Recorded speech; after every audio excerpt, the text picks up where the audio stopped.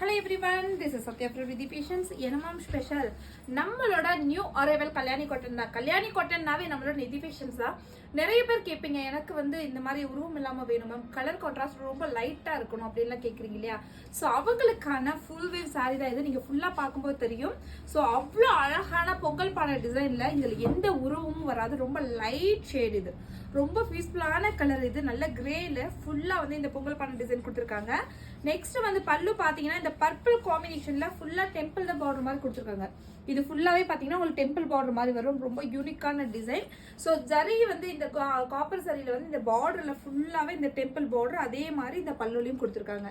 So நம்மளோட இந்த பல்லு அண்ட் பிளவுஸ் வந்து உங்களுக்கு இந்த மாதிரி கான்ட்ராஸ்டா வந்துடும்.